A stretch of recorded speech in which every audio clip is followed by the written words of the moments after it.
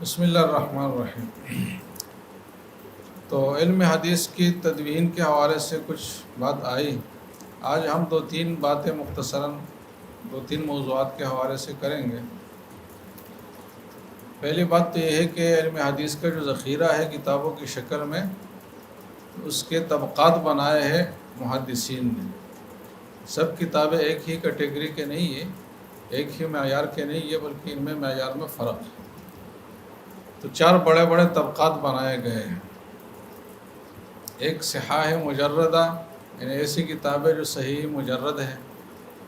دوسرا ہے طبقۃ الحسان، اور تیسرا ہے طبقۃ الضعاف، ضعیف کتابوں کا مجموعہ، اور چوتھا ہے موضوعات، یعنی ایسی کتابیں جو منگڑت روایات پر مشتمل ہے، کیونکہ ان کتابوں کا مقصد ہی ایسی روایات جمع کرنا ہے جو موضوع۔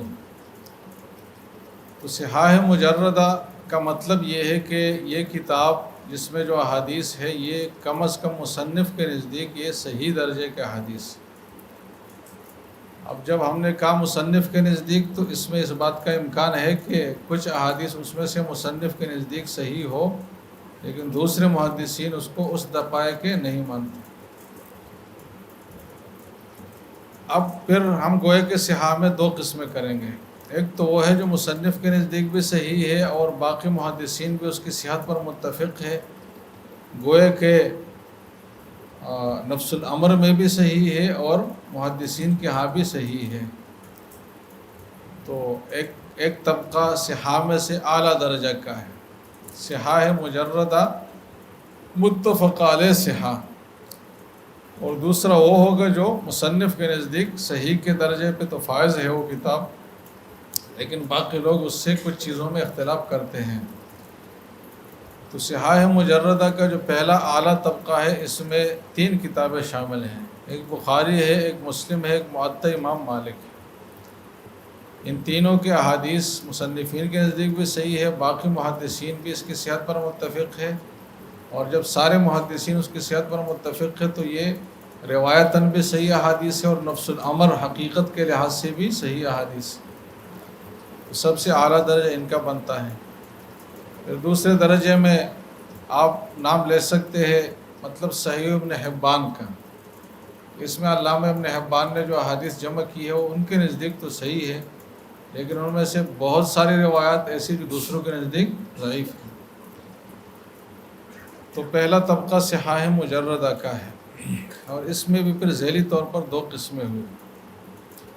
دوسرا طبقہ حسان، ایسی کتابیں جو حسن درجے کی روایت کا اہتمام اور التزام کرتی ہے، یعنی جن کے مصنفین نے کم از کم اتنی پابندی عائد کی ہے کہ ہم اس کتاب میں جو روایت ذکر کریں گے وہ حسن کے درجے سے کم نہیں ہوگی، کم از کم درجہ اس کا حسن ہوگا۔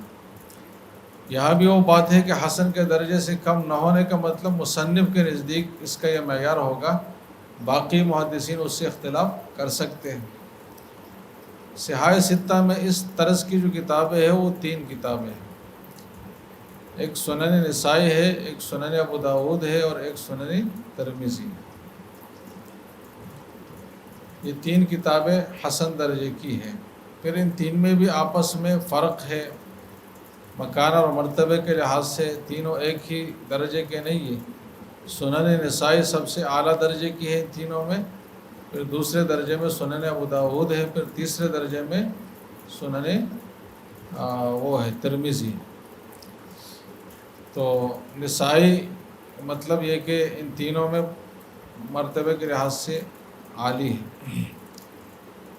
تو ان تین کتابوں میں یہ التزام کیا گیا ہے کہ اس میں یا تو ہم صحیح روایت ذکر کریں گے یا کم از کم حسن درجے کی روایت ہوگی، اس سے نیچے روایت نہیں ہوگی۔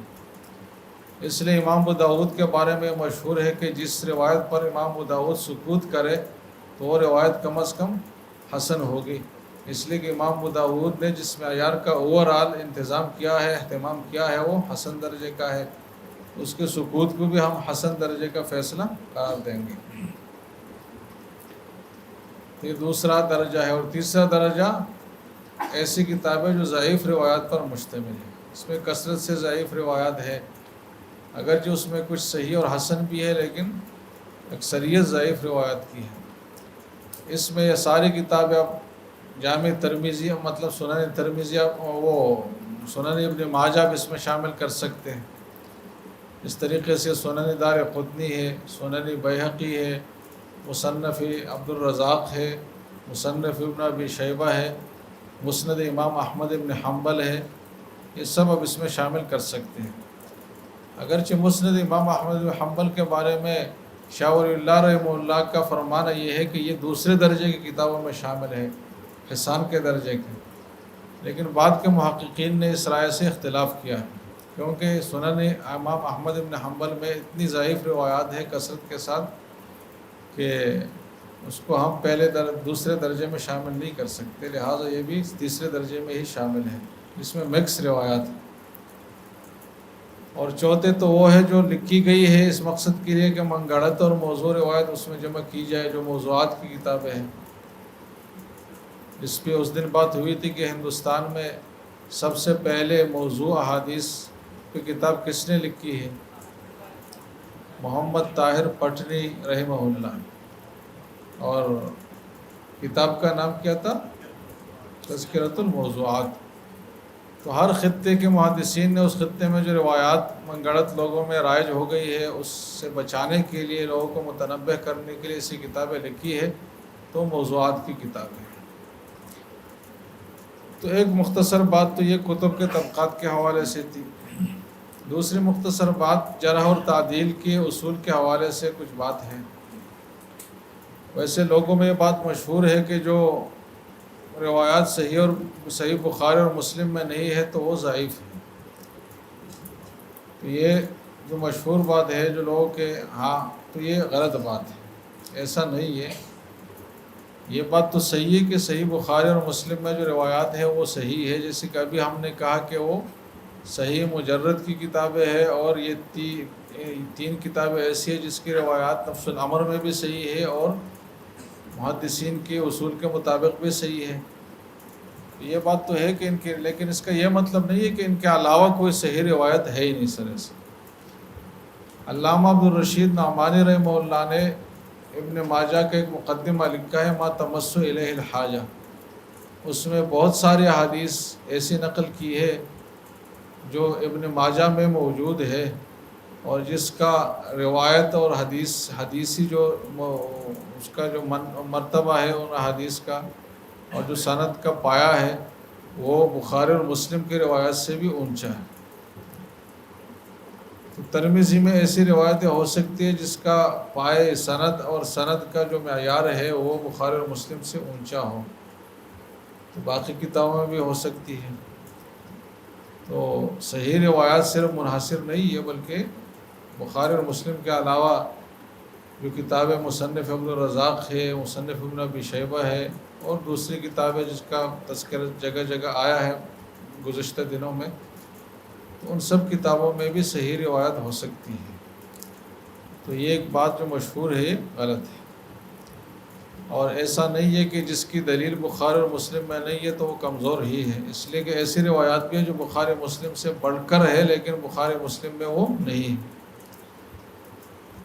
تو گویا کہ دو باتیں ہوئی، دونوں غلط ہے کہ صحیح روایات بخاری و مسلم منحصر ہے، یہ بھی غلط ہے، اور یہ بھی غلط ہے کہ بخاری اور مسلم کے پائے کی روایت دوسری کتابوں میں نہیں ہو سکتی، بلکہ اس سے بڑھ کر روایتیں بھی موجود ہیں.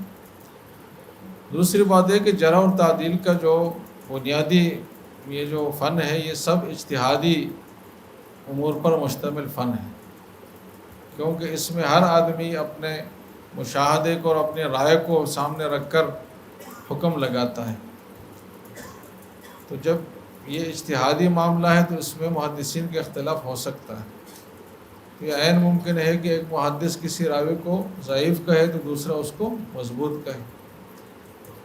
تو اس میں کوئی ایسی ایک ہی بات طے شدہ ہونا کوئی ضروری نہیں ہے کہ سب ایک ہی بات پر متفق ہو. امام بخاری کی کتنی عظیم شخصیت ہے، لیکن ان پر بھی جرح کیا گیا ہے. امام مسلم پر بھی ہوا ہے تو زیادہ ہوا ہے.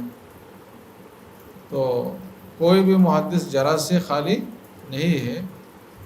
البتہ یہ ہے کہ جب جرح اور تعدیل کسی کے بارے میں ہو تو اس میں کس کو ترجیح دی جائے گی، تو یہ بات بھی اصولاً طے ہے. تو دوسری بات یہ ہوئی کہ اجتہاد علم ہے۔ تیسری بات یہ ہے کہ عین ممکن ہے کہ ایک حدیث ایک وقت تک بالکل صحیح سند پر مشتمل ہو اور وہ صحیح ہو اعلیٰ درجے کی، لیکن بعد میں اس میں ضعیف راوی شامل ہو جائے اور بعد کے زمانوں کے لیے وہ حدیث ضعیف بن جائے، اس کا بھی امکان ہے۔ لہٰذا عین ممکن ہے کہ امام ابو حنیفہ کے دور تک کوئی حدیث صحیح سند پر مشتمل ہو اور امام ابو حنیفہ کے بعد اس کے سند میں ایسا راوی آ جائے جس کی وجہ سے وہ حدیث ضعیف بن جائے۔ جب اس کا امکان ہے، لہٰذا تو فقہ حنفی کے حوالے سے ہم ایک بات کہتے ہیں کہ یہ حدیثیں ائمہ کے دور کے حد تک اس میں کوئی ضعیف راوی نہیں تھا، اور اس میں جو ضعف آیا ہے وہ اس کے بعد آیا ہے، لہٰذا یہ حدیث بذات خود ضعیف نہیں ہے، زمانے کے تسلسل میں بعد میں جب راوی شامل ہوئے تو اس کی وجہ سے ضعیف ہوئی ہے، لہٰذا یہ حدیث قابل استدلال ہے، اور امام ابو حنیفہ نے جو اس سے استدلال کیا ہے وہ اپنی جگہ بجا ہے، درست۔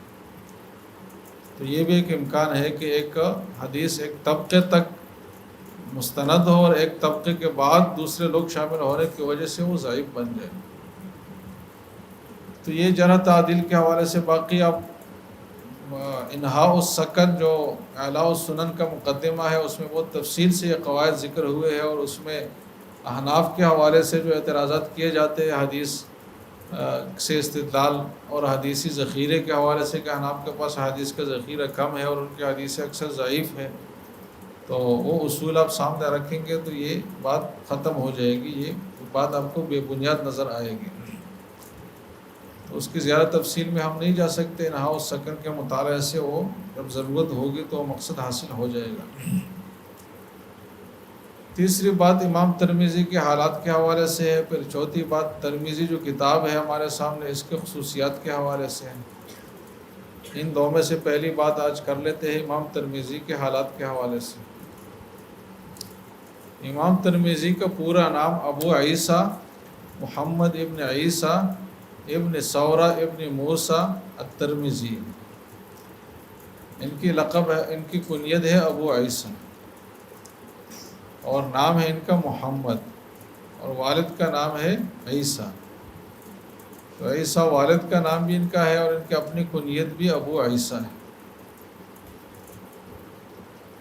اب سب سے پہلے تو ان کی کنیت پر بات کی گئی ہے کہ امام ابو عیسیٰ نے جو کنیت اپنے لیے اختیار کی ہے، اس کنیت کے اختیار کرنے سے تو احادیث میں منع آیا ہے۔ چنانچہ مصنف عبدالرزاق میں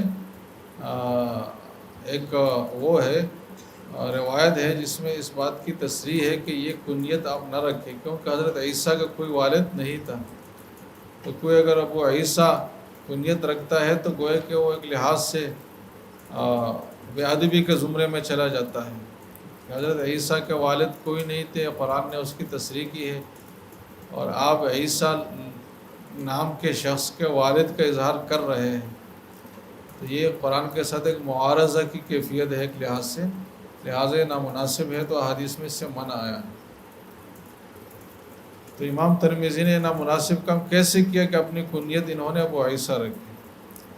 اس حوالے سے ایک جواب یہ دیا گیا ہے کہ ان کو پتہ نہیں تھا اس حدیث کا، تو یہ بات غلط ہے، بعید ہے کہ امام ترمذی جیسی شخصیت کو حدیث کا پتہ نہ ہو۔ دوسری توجہ یہ کی گئی ہے کہ اس میں کراہت چونکہ تنزیہی ہے یا خلاف اولا پر محمول ہے، یعنی کوئی سیریس مسئلہ نہیں ہے، اس لیے امام ترمذی نے اس کو اتنا سیریس نہیں لیا۔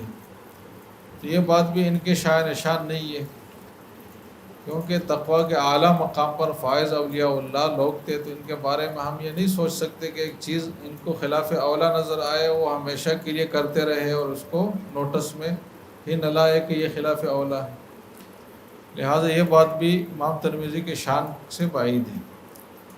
تو صحیح توجہ یہ ہے کہ اصل میں روایات اس بارے میں دو قسم کی، ایک اجازت کی روایت ہے، ایک منع کی روایت ہے۔ تو منع کی روایت جیسے کہ موجود ہے تو اجازت کی روایت بھی موجود ہے، اور وہ اجازت کی روایت حضرت مغیرہ بن شعبہ کے ایک حدیث ہے اور ایک واقعہ ہے جو ان کے ساتھ پیش آیا کہ انہوں نے بھی اپنے لیے ابو عیسیٰ کی کنیت رکھی تھی، مغیرہ بن شعبہ نے، تو حضرت عمر نے ان پہ نکیر کی کہ آپ نے یہ کنیت کیوں اختیار کی ہے، حضور نے تو اس سے منع کیا ہے، حضرت مغیرہ نے جواب دیا کہ میں نے حضور کی زندگی میں یہ کنیت اختیار کی ہے اور اپنے لیے استعمال بھی کروائی ہے، کی بھی ہے، حضور نے اس سے کوئی منع نہیں فرمایا۔ تو اس بات کی دلیل ہے کہ حضور نے جو منع کیا تھا وہ منع پھر ختم ہو گیا۔ تو پھر محدثین نے اس کی یہ تطبیق دی ہے کہ ابتدائی زمانہ میں جب مسلمانوں کے عقائد اتنے راسخ ہوئے نہیں تھے اور ایسی چیز سے کوئی غلط فہمی پیدا ہونے کا امکان تھا کسی درجے میں، تو ابتدا میں منع کر دیا، لیکن بعد میں جب یہ غلط فہمی کا خدشہ نہیں رہا اور ساری چیزیں کلیئر ہو گئی تو پھر اس کی اجازت دی گئی۔ تو امام ترمذی ایک محقق آدمی تھے، ان کو پتہ تھا کہ یہ ابتدا میں ممنوع تھی، بعد میں اس کی اجازت دی گئی تھی اور یہ ساری چیزیں حدیث ہی کی روح سے ثابت ہے، اس لیے انہوں نے اپنے لیے ابو عیسیٰ کنیت رکھی۔ امام ترمذی یہ ترمذ شہر کے قریب ایک علاقہ تھا بوغ، با واو غین، اس میں پیدا ہوئے تھے، لہٰذا ان کو ترمذی اور بوغی کہا جاتا ہے، یعنی لقب ان کا یہ ہے، علاقائی لقب۔ ترمذ کا جو تلفظ ہے یہ 3-4 طریقوں سے کی گئی ہے۔ اس کو ترمز بھی پڑھا گیا ہے، اس کی طرف نسبت میں یا نسبتی لگایا جائے گا تو ترمزی کہا جائے گا، تو یہ بھی کوئی غلط نہیں ہے، صحیح ہے۔ دوسرا تلفظ ہے ترمز، کہ تا پر بھی فتح ہے اور میم پر بھی فتح ہے، اور تیسرا ہے ترمز، کہ تا پر بھی کسرہ ہے اور میم پر بھی کسرہ ہے، اور چوتھا ہے ترمز کہ تا پر فتح اور میم پر کسرہ ہے۔ تو ترمزی اور ترمزی اور ترمزی اور ترمزی یہ سب تلفظات درست ہیں۔ یہ ترمز کا جو علاقہ ہے ماوراء النہر کا علاقہ کہا جاتا ہے۔ ماوراء النہر ایک نام ہے، یعنی جیحون کے نہر سے پرے اور اس پار جو لوگ ہیں، تو اس میں یہ بخارا، سمرقند، ترمز اور یہ سب علاقے آ جاتے ہیں۔ تو ماوراء النہر یہ کسی زمانے میں علم کا بہت بڑا مرکز تھا، حدیث کے علم کا بھی اور فقہ کے علم کا بھی، اس لیے ہمارے فقہ میں ایک مستقل روایت ہے فقہائے ماوراء النہر، اس نام سے ان کو ذکر کیا جاتا ہے، ایک فقہائے عراق اور ایک فقہائے ماوراء النہر۔ یہ بہت ہی زرخیز علاقہ تھا، مردم خیزی کے حوالے سے بھی زرخیز ہے اور جغرافیائی حوالے سے بھی زرخیز۔ تو امام ترمذی اس علاقے میں پیدا ہوئے، ابتدائی تعلیم انہوں نے اپنے علاقے میں ہی حاصل کی، آس پاس خراسان میں بڑے بڑے مشائخ سے تلمذ کیا، کسب فیض کیا، اور پھر ترمذ سے نکل کر آگے حجاز اور عراق اور مصر اور شام اور ان علاقوں میں بھی گئے۔ امام ترمذی نے جو پوری علمی رحلت اور سفر کی ہے تو اس کا نقشہ نیٹ پر موجود ہے، آپ دیکھ سکتے ہیں، پورا تیروں کے ذریعے سے دکھایا گیا ہے کہ امام ترمذی کہاں کہاں کن علاقوں میں گئے ہیں۔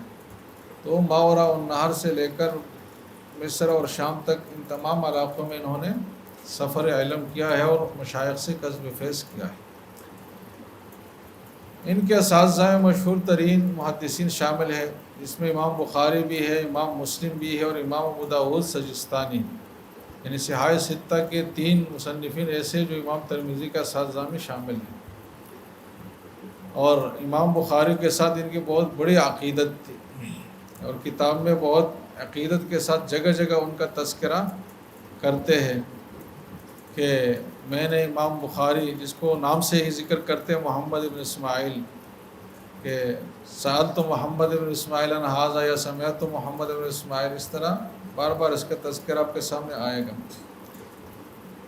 تو امام بخاری ان کے استاد تھے، لیکن ان سے بہت زیادہ متاثر بھی تھے، اور امام بخاری نے ان کے حق میں ایک جملہ کہا تھا کہ من تفاعت بکا اکثر ممن تفاعت بھی، کہ میں نے آپ سے جو علمی نفع حاصل کیا ہے اس سے زیادہ ہے جو آپ نے مجھ سے حاصل کیا ہے۔ اس پہ حضرت شاہ کشمیری رحمہ اللہ نے فرمایا ہے کہ ذہین شاگرد کا فائدہ استاد کو زیادہ ہوتا ہے، علمی فائدہ، کہ وہ ایسے سوالات اور ایسی شقیں اور ایسی صورتیں نکال لیتے ہیں اپنے معلومات سے کہ استاد کی توجہ بھی اس طرف نہیں ہوتی، تو استاد بھی اس کی برکت سے متوجہ ہوتے ہیں ان چیزوں کی طرف، اور پھر اس میں مزید گہرائی حاصل کرتے ہیں۔ مزید یہ ہے کہ امام بخاری نے کچھ روایات بھی امام ترمذی سے نقل کی، ان روایات میں ایک دو کا مثال آپ دے سکتے ہیں کہ حضرت علی کے مناقب میں ایک روایت آئے گی کتاب المناقب میں، جس میں حضور نے حضرت علی سے فرمایا تھا کہ لا یحل لأحد ان یجنب فی ھذا المسجد غیری و غیرک، کہ مسجد نبوی میں حالت جنابت میں میرے اور آپ کے علاوہ کسی کو رہنے کی اجازت نہیں ہے۔ تو یہ جو فضیلت تھی، یہ جو روایت ہے، امام ترمذی فرماتے کہ میں نے امام بخاری کو سنایا تو ان کو بہت تعجب ہوا اس روایت سے، اور پھر انہوں نے یہ روایت میری سند سے بیان کرنا شروع کر دی۔ اس طرح سورہ حشر کی تفسیر میں بھی ایک روایت امام بخاری نے امام ترمذی سے لی ہے، اور بھی کچھ روایت ہے، اگرچہ یہ سلسلہ کم ہی ہے لیکن بہرحال ہے، امام بخاری کے بھی یہ شاگرد بھی ہے لیکن کچھ روایات میں استاد بھی ہے۔ امام ترمذی کے حافظے کے حوالے سے بڑی باتیں مشہور ہے، اور اس دن ہم نے تذکرہ کیا تھا کہ شاہ عبد العزیز رحمہ اللہ نے محدثین کی تاریخ اور تعارف کے حوالے سے ایک کتاب لکھی ہے۔ کیا نام تھا کتاب کا؟ بستان المحدثین۔ تو اس میں انہوں نے امام ترمذی کے حوالے سے ایک واقعہ ذکر کیا ہے کہ ایک بار جو ہے یہ ایک سفر پر تھے، اور اس سفر میں جو رفقائے سفر تھے ان میں ایک بہت بڑے محدث بھی شامل تھے، اور وہ محدث وہ تھے جو امام ترمذی کو بڑی چاہت تھی کہ میرے ان سے ملاقات ہو، کیونکہ امام ترمذی کو اس محدث کی کچھ روایتیں، یعنی کثیر تعداد میں روایتیں پہنچی تھی دوسرے اسناد سے، لیکن وہ روایتیں انہوں نے ڈائریکٹ ان سے سنی نہیں تھی۔ یہ تصدیق کرانا چاہتے تھے ان سے کہ آئے روایتیں آپ کی ہے یا نہیں ہے، ان کے سامنے وہ روایتیں سنانا اور ان سے سننا چاہتے تھے۔ تو جب اس قافلے میں وہ نظر آئے تو امام ترمذی بہت بےتابی کے ساتھ ان کے پاس گئے اور عرض کیا کہ آپ سے میں نے کچھ روایتیں آپ کے روایتیں میں نے سنی ہے، تو میں آپ سے سماع متصل کرنا چاہتا ہوں ان روایات کا۔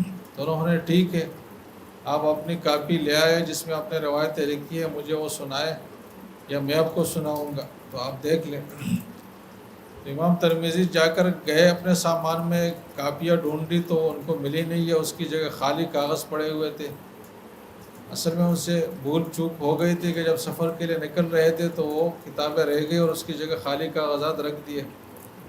امام ترمذی کو بڑا دھچکا لگا کہ اب یہ کیا ہوا، تو انہوں نے خیر وہ خالی کاغذات لے کر اس محدث کے سامنے بیٹھ گئے، اور محدث نے حدیثیں سنانا شروع کی، اور امام ترمذی خالی کاغذ پر ایسے نظر جمائے ہوئے تھے۔ تو اس محدث کی جو استاد تھے ان کی نظر پڑی کہ خالی کاغذ میں دیکھ رہے، تو ان کو غصہ آیا، اور غصے میں کہا کہ آپ کو مجھ سے شرم نہیں آتی کہ آپ مجھے دھوکہ دے رہے، ایک لحاظ سے آپ ظاہر کر رہے کہ آپ کو روایتیں مجھ سے مل رہی ہے، جبکہ وہ روایتیں تو ہوا میں جا رہی ہے، آپ کے کاغذ پر تو کچھ بھی نہیں ہے۔ تو امام ترمذی نے فرمایا کہ آپ نے جو بھی روایتیں سنائی ہے وہ میں نے یاد کر لی ہے، اور آپ مجھے امتحان بھی لے سکتے ہیں۔ تو انہوں نے کچھ روایت ان سے سنی، تو بالکل صحیح انہوں نے سنائی۔ تو انہوں نے کہا کہ لعلک استظہرتھا من قبل، یہ ممکن ہے کہ آپ نے پہلے سے یاد کی ہے، لہٰذا آپ نے سنائی ہے، آپ نے ابھی مجھ سے سن کر یاد نہیں کی۔ تو انہوں نے کہا کہ آپ مزید سنائے، میں مزید بھی آپ کو سناؤں گا۔ تو 40 احادیث انہوں نے مزید سنائی، وہ 40 انہوں نے بھی سنائی۔ تو استاد نے کہا کہ ما رأیت مثلک، کہ آج تک میں نے ایسا شاگرد نہیں دیکھا جو اتنا سریع الحفظ اور اتنا قوی الحافظہ ہو۔ ایک دوسرا واقعہ بھی ان کی حافظے کا مشہور ہے کہ جب یہ ایک بار سفر حج کے لیے جا رہے تھے تو ایک جگہ پر جب گزرے تو سر نیچے کیا، جھکایا، اور ساتھیوں کو بھی کہا کہ یہاں سر جھکا کر جائے کیونکہ یہاں ایک درخت ہے جو لگ جاتی ہے۔ تو یہ آخری دور کی بات تھی، امام ترمذی نابینا ہو گئے تھے، اور بعض حضرات نے کہا کہ یہ امام بخاری کے غم میں نابینا ہو گئے تھے کہ جب وہ فوت ہوئے اس کے بعد وہ اتنے روئے ان کی صحبت اور فراق کی وجہ سے کہ پھر ان کی آنکھیں ویسے ہی کمزور تھی، بالکل ہی وہ ہو گئی۔ بہرحال لیکن یہ کہ نابینا ہو گئے تھے، یہ بات تو یقینی ہے۔ تو ساتھیوں نے کہا کہ یہاں تو کوئی درخت نہیں ہے اور بالکل صاف جگہ ہے۔ تو انہوں نے کہا کہ یہ تو بڑے خطرے کی بات ہو گئی، آپ رک جائیں، یہاں آس پاس لوگوں سے پوچھے کہ یہاں اگر کسی زمانے میں ایسا درخت تھا تو پھر تو میں اپنے حافظے پر اعتماد برقرار رکھوں اور حدیث کا جو میں بیان کر رہا ہوں اس مشغلے کو میں جاری رکھوں، لیکن اگر یہ بات ثابت ہو جائے کہ یہاں درخت نہیں ہے تو اس کا مطلب یہ کہ میرے حافظے میں ضعف آیا ہے، تو جب ضعف آیا ہے تو میرے روایات سنانا اور بیان کرنا بند کر لوں۔ تو پھر ایسے ہی ہوا کہ لوگوں سے پوچھا گیا تو لوگوں نے تصدیق کر لی کہ واقعی یہاں ایک درخت تھا کسی زمانے میں اور بعد میں اس کو کاٹ دیا گیا۔ تو امام ترمذی کو اطمینان ہوا کہ چلو حافظہ برقرار ہے، تو علم حدیث کی تدریس کا میں اہل ہوں، مطلب کہ حدیث لوگوں کو سناؤں۔ تو یہ ان کے حافظے کے واقعات ہیں، اور یہ کوئی مبالغہ کی چیزیں نہیں ہے، کیونکہ اللہ نے یہ علم محفوظ رکھنا تھا ان حضرات کے ذریعے سے، تو اللہ نے ان کو حافظے بھی ایسے دیے ہیں۔ امام بخاری کے حافظے کے قصے اب سنیں گے تو یہ اب سے بھول جائیں گے۔ تو امام ترمذی کے حوالے سے یہ ایک اہم بات ہے کہ ان کے اساتذہ کے ان کے اوپر اتنا بڑا اعتماد تھا۔ ترمذی کے نام سے ویسے 3 لوگ مشہور ہیں، ایک یہ ابو عیسیٰ ترمذی ہے جو سنن ترمذی کے مصنف ہے، ایک ہے حسین ابن محمد ابن حسین الترمذی، یہ بھی اعلیٰ پائے کے محدث ہے، بخاری میں اس کی روایت بھی ہے، اور تیسرے ہے حکیم ترمذی، تو یہ پھر ضعیف راوی ہے، اور ان کی کتاب ہے نوادر الاصول کے نام سے۔ تو ابھی جو ہم نے کتب کے طبقات بنائے تو جو تیسرا طبقہ ہے جس میں ضعیف احادیث بھی کثرت کے ساتھ ہو، تو اس حکیم ترمذی کی یہ جو کتاب ہے نوادر الاصول، یہ بھی اس تیسری کیٹیگری میں شامل ہے، تو یہ پھر ضعیف ہے، اور باقی جو 2 ترمذی کے لقب سے مشہور حضرات ہیں یہ دونوں قوی ہیں۔ تو یہ امام ترمذی کی ذات کے حوالے سے مختصر تعارف ہے، کل انشاءاللہ ہم کتاب کے حوالے سے کچھ باتیں عرض کریں گے۔